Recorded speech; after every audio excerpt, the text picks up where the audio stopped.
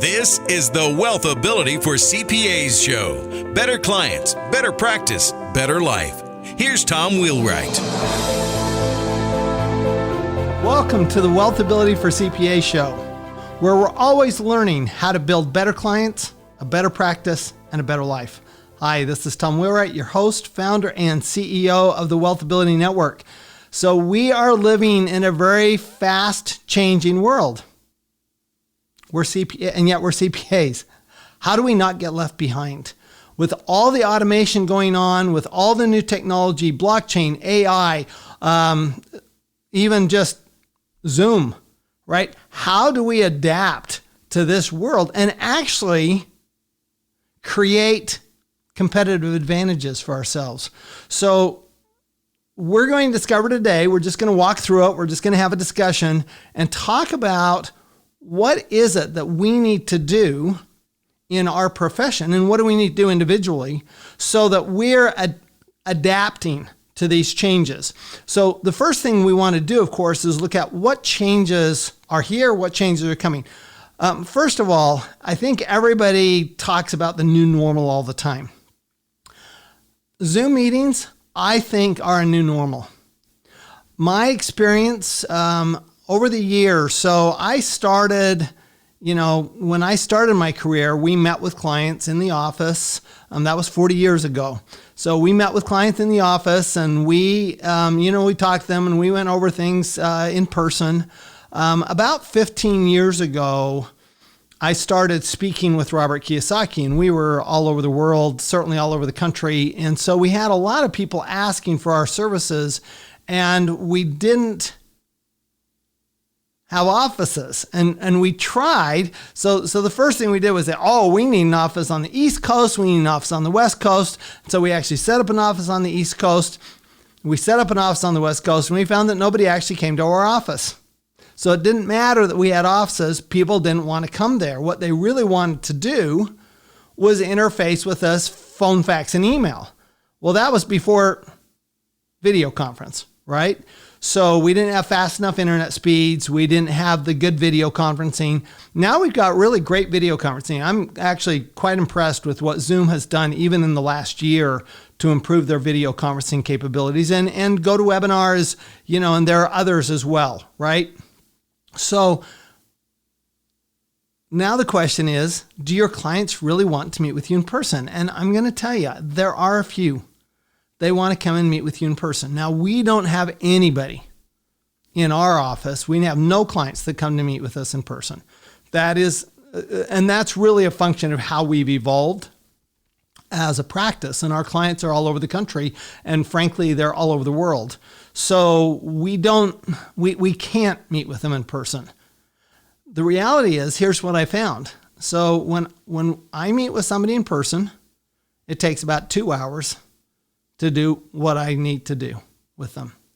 If I meet with them on a video conference call or a phone call, it's never more than an hour.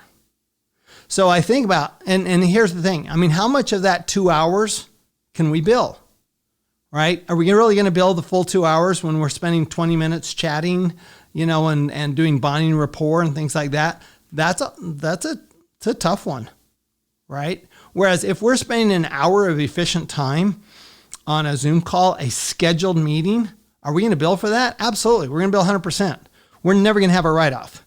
And at the same time, we can have multiple people in the meeting. They don't have to be in our same location. We have staff who live in different locations. Okay, it's not just clients, but our staff. Now, they started with us in our home location, and then they moved, but they stayed with us because they want to still work with us. They just, for whatever reason, personal reasons, they decided to move to a different town. Well, what we're seeing is, if you look at what's going on in the world, and you see what they're calling urban flight, right? What's happening is people are going, I don't have to be there. I can work remotely. Now, I think that urban flight is going to, I think it's expanding. I think it's going to contract again. But I don't think we'll ever see the requirements for office space that we've seen. ever again. We have members who have 5,000 square feet of office space who are looking to reduce that to 1,500 square feet. So think about the cost savings of not having that office space. Video conferencing is way cheaper than office space, right? Now, there are certain things that you have to do to make it work, right? First of all, you really do need to record your calls. So I strongly recommend that any call you have gets recorded, and I suggest that you send a summary of that call to your client afterward. Okay, so that they know what assignments are going to happen, what are things are going to happen. And here's another idea. I suggest you set up the next call before you terminate the current call. So here's what we have to think about. What is automation going to replace and what can't automation replace? Okay, so automation will never replace the personal interaction, right? I mean, we are social animals. This crisis has proved that more than ever, that we are social animals that need social contact and want social contact and crave social contact. So because of that social interaction actually is a big part. So when we do for example, we have our master class coming up, and we take a lot of time on those social skills. Because those social skills, that social interaction, that personal interaction with the client is critical, not just from a bonding rapport standpoint. Okay, it is critical from that standpoint. But it's also because another thing that I don't think computers are ever going to do, at least not in my lifetime. And I plan to live till 150. Okay, just so you know, I've just entered middle age, okay, in my book. So in my lifetime, in the next 90 years, I don't think that computers are going to take over the cognitive process. In other words, I think that we're still going to be needing to ask questions. I think we're still going to be needed for evaluating and analyzing. What we're not going to be needed for is reporting. So if your business is predicated on reporting, and that's where 90% of your income comes from, I think you're in trouble. Okay, I really do. I think you are in trouble. Maybe not this year, maybe not next year, but 5 years from now, probably. 10 years from now, without question. You know, I mean, look at the evolution and how fast things have evolved. Look at the big tech companies have just killed it. In this crisis, the big tech companies have won, and they're never going to give it up. They're not going to give up their space, right? I mean, Amazon is the Walmart of the 2000s, right? They're going to take over the small business. They're going to push out, the small businesses. The same thing is happening in our profession. You've seen this mass consolidation, and the big CPA firms are pushing out the small. Now you're going, if you're 65 years old and you're going, this is great, I'm going to sell my practice. Okay, that's fine. What if you're 30 or 40 years old? What if you're starting? Most of our members, by the way, are under 40. Most of the members of the WealthAbility Network are under 40. And the reason is because I think that they can see where the profession's going.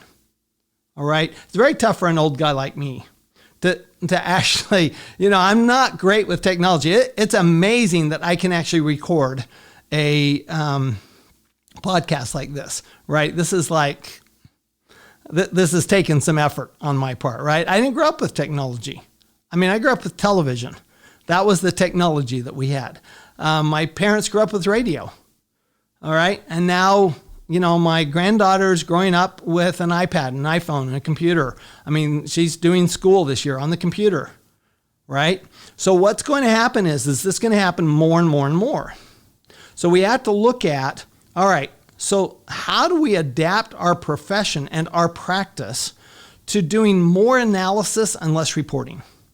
To me, that's the number one key. Imagine, how hard is it going to be for a QuickBooks or a Xero to automatically, if you add in blockchain, which is an automatic audit process, right? Fundamentally, it's an automatic audit process. If you add in blockchain to a Xero or a QuickBooks, and they can pull off the information online, you have to set it up, Okay, that's something that we're going to have to do. You set it up, but once it's set up, it should be run automatically, and it should pull all that information off of bank accounts and investment statements, and should automatically populate reporting. And since it's already audited, auditing won't be necessary. Then what it's going to do is, we've already seen, we've got programs now with OCR that translate it directly to a tax return. Well, what's really going to happen, it's going to translate directly from, so the bank account's going to come into the zero account. The zero account then is going to go into the tax return account. And all we're going to do is look at it and say, yeah, that's right. I know accountants right now that rely so heavily on the computer that they really don't know what goes into the tax return. Now, I don't. I think we need to understand. But the reason I think we need to understand what goes into the tax return is because I believe that we need to analyze what's going into a tax return.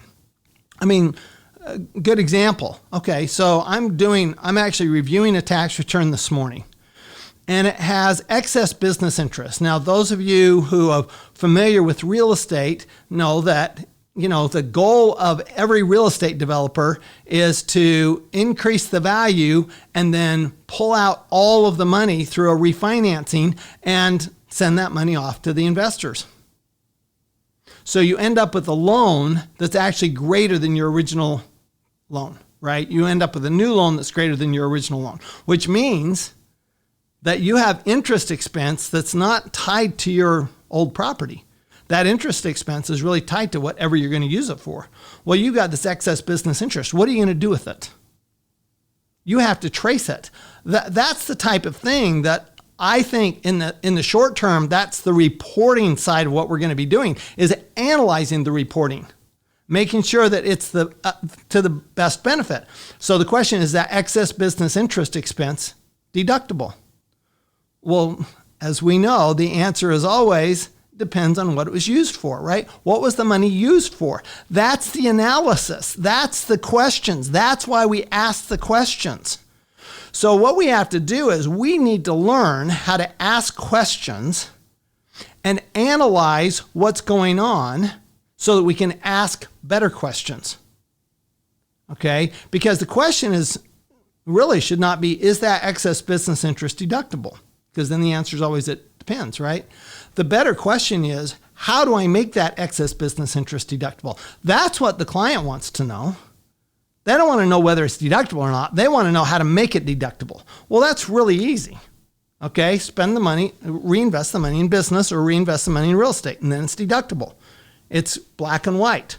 Okay, so what we want to look at is we want to examine our practice and look at what are we doing now that is of most value to our clients, that will continue and will increase in value over time. And the reason analysis adds so much value, and here's the odd thing. I've found so many CPAs just in the last year that have come to me and say, we don't bill for consulting. We bill for tax returns and the consulting's included. You've got it backwards. Bill for the consulting, include the tax return. Because eventually the tax return is going to be done by a computer. Eventually you're not going to be doing the tax return anyway. So why not just include it now? We're going to that next year. We're actually going to be including the tax return as just part of the total process. So I love when practices bill on a flat fee basis. They bill on a monthly basis, as long as it's not tax return or financial statement driven, as long as it's consulting driven. What we have to devise in our practices is a system for providing consulting. And that's actually what we've done at WealthAbility, is we've come up with a system for providing tax consulting. I'm a tax guy, y'all know that.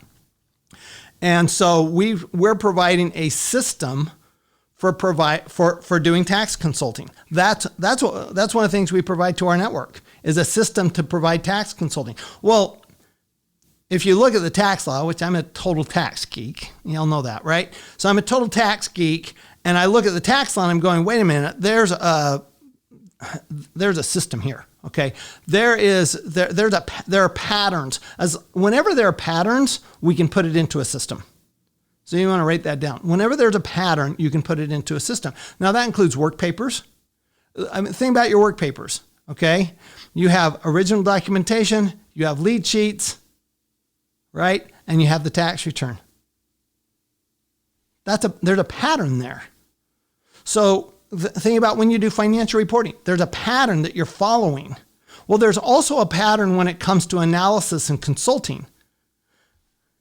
Here's where you're going to win competitively is when you work through a system to provide analysis and consulting and your competitors are still focused on reporting. When you're focused on getting it done and getting the end result. So we're all dealing with entrepreneurs, right? Our clients are entrepreneurs.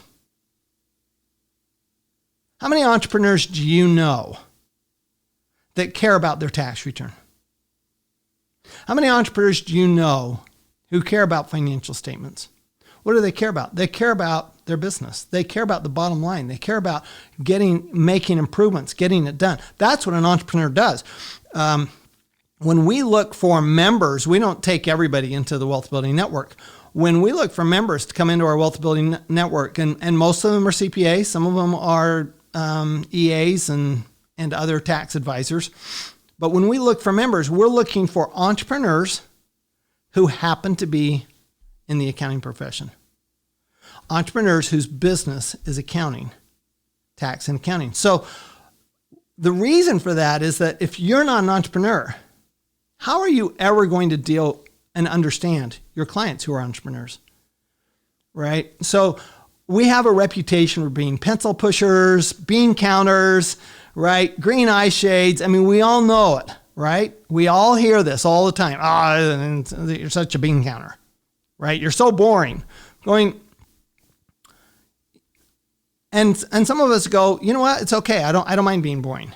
I don't think that our profession is made up of boring people. I think our profession actually makes people boring because I don't think that our profession has taken the time to take advantage of all the talent that we have within the profession.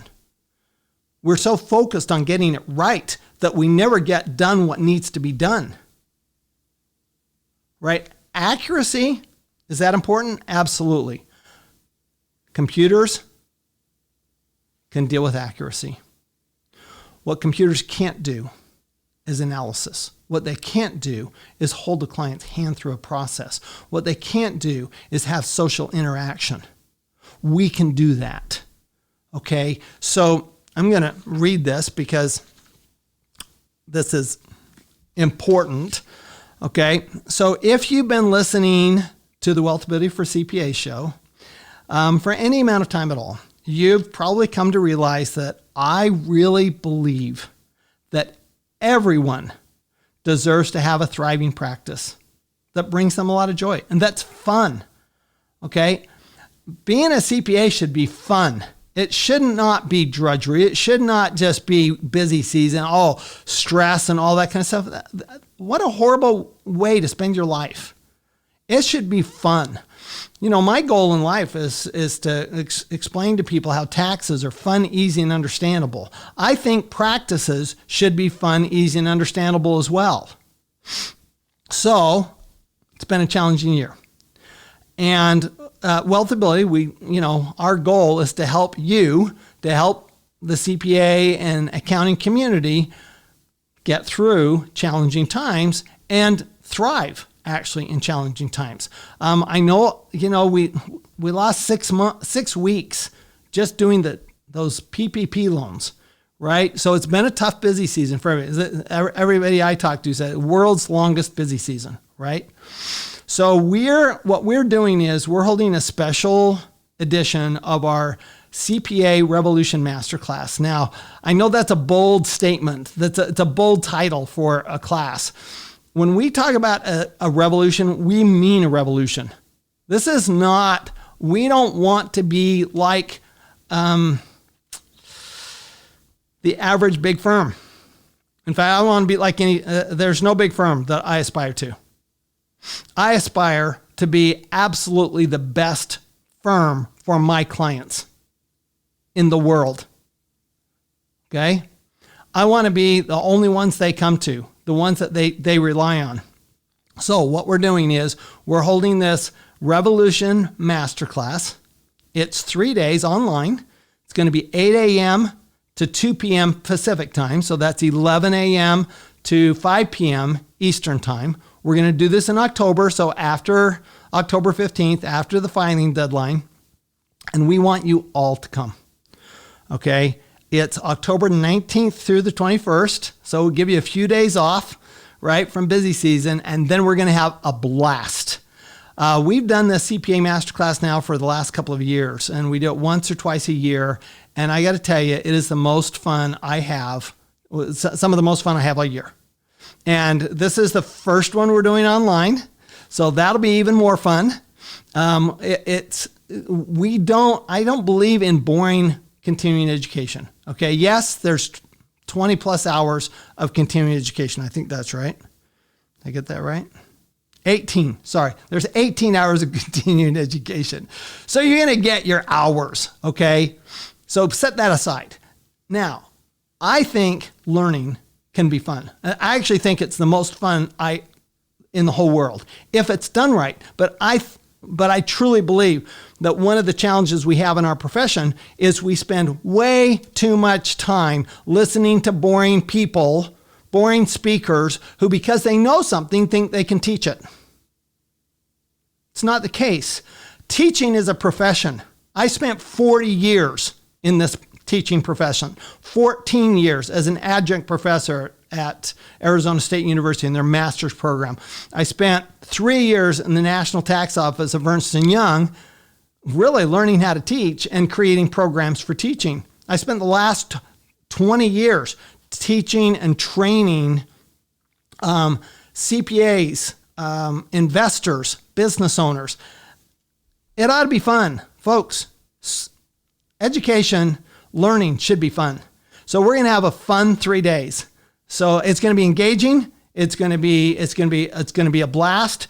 It will be life-changing. So here's what we're going to do. It's October 19th through the 21st. I want to make it really easy to participate. It's going to be virtual. So it's going to be just like this, right? It's going to be virtual. So everybody can come. Everybody can come. So invite your colleagues, invite other CPAs you know. We are not about competition in the WealthAbility Network. We are about cooperation. Okay, we believe that we can learn from everybody else. And the cooperation, a rising tide raises all ships, right? So let's rise the tide of the CPA profession by joining together in a network of CPAs to help each other, right? Why are we being isolated? Why are we saying, well, if I share something I know, then you'll be a competitor of mine? It's not the way it works. It's not the way it works, folks. We need to rise together as a profession. Okay. So October 19th through 21st online. So it's all focused on business, right? This is not a technical session. This is all about your business and how to improve your business and how to really make this change to the new world, with technology and analytics, etc. So here's what we're going to do. You're going to learn how to get paid up front for your work. Okay. So let's face it, right? We want to serve our clients. There's no question. We also would like to get paid. And we'd like to take, one of the things I'd like to do is I'd like to help you take the stress out of billing and collection. I want you to completely eliminate the stress of billing and collection. I'm going to show you how during the 3 days. Okay. I never have stress with billing and collection anymore unless I make a mistake and don't follow the system, right? So we're going to go through that system.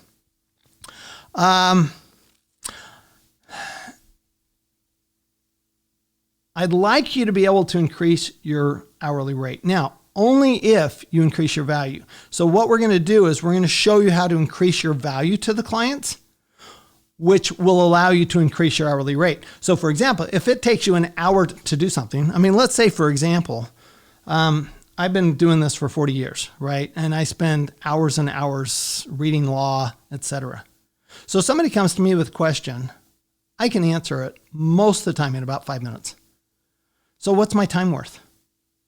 Right? It's not my time that's worth. The value is in the answer. So this is what we're going to learn, is how to increase the value to our clients. And while we're increasing the value, let's increase what let's make sure we're charging appropriately. Let's change that. We're going to charge appropriately for the value we deliver. We're not just going to willy-nilly raise rates. Okay. Next, here's what's the golden egg? The golden egg is the high net worth client, right? That's what we're all looking for.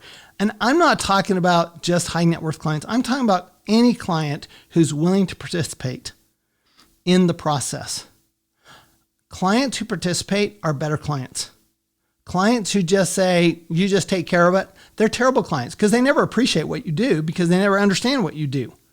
Okay, so let's take the time and let's actually figure out how to bring in better clients and keep them forever and make them constantly more happy and adding more services, right? I just this morning, as I'm getting ready for this, a client sending me an email saying, okay, I'm ready to do more work with you guys. Okay, I know you had to get ready for it. You're ready now. I'm ready to join you. I want you to be able to scale your accounting firm. So whether you're already a 7-figure firm, whether you want to be an 8-figure firm, wherever you want to be on that scale, okay? We have members who want to be 9-figure firms. They want to be $100 million firms, $200 million firms. That's great, all right? What we don't want to do is we don't want to be like everybody else. Okay, so we're going to show you actually how to be unique to the world. I believe everybody's unique to the world, and we just don't know it, and we haven't identified our uniqueness. And so come to our masterclass, October 19th through 21st. We're going to talk about eliminating the billing and collection mess that most people are in, taking the stress out of billing and collection, in increasing our revenues by increasing our value. Okay. We're going to talk about creating systems, having better systems to create more efficiency in our practice, and how to do this all without working 80 hours a week. Okay. So just so you know, so we have a practice, it's in the 7 figures. Okay. And I devote about, during busy season, I'll devote maybe 20 hours a week. Non-busy season, maybe 10 hours a week. And that's it. That's all the time I spend. And I make money that most people would be very happy with. So you do not have to work the long hours, nor do you have to do that to your staff. Okay, so come join me at the Masterclass, CPA Revolution Masterclass, WealthAbility Network, October 19th through 21st.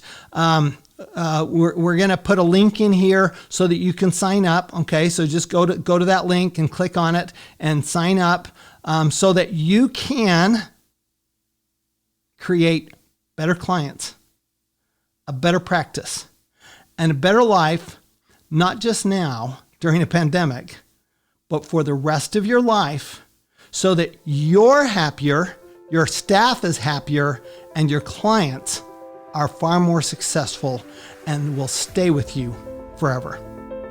See you then. You've been listening to the WealthAbility for CPA show. Better clients, better practice, better life. To learn more, go to wealthability.com.